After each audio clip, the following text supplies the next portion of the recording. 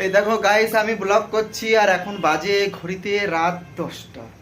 তা 10টা বাজে। এখন আমি এই দেখো ভাত বসিয়েছি, ভাত রান্না হচ্ছে। আর ভাত আর এই এই কাগজের মধ্যে আছে ভেন্ডি আছে, ভেন্ডি রান্না করব। আর ডালও আছে, ডাল ভাল লাগে না, আজকে শুধু ভেন্ডি খাবো। আর তোমাদের আরেকটা জিনিস আমি দেখাই কি, আরেকটা জিনিস এটাই আমি দেখাচ্ছি যে আমি তো গ্রামের ছেলে।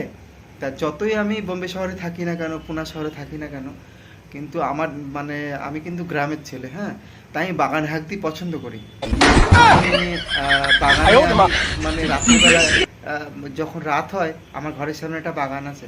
আমি কোন বাগানে পায়খানা করি, আমি বাগানটা তোমার এই দেখো, এখন রাত তো, এই দেখো আমার ঘরের সামনে যে বাগানটা দেখছো, আমার হাগা লাগলে পরে আমি এই বাগানের মধ্যে গিয়ে আমি হেগে দিই। হ্যাঁ, আমি গ্রামের ছেলে, বাগানে হাঁটতে ভালোবাসি।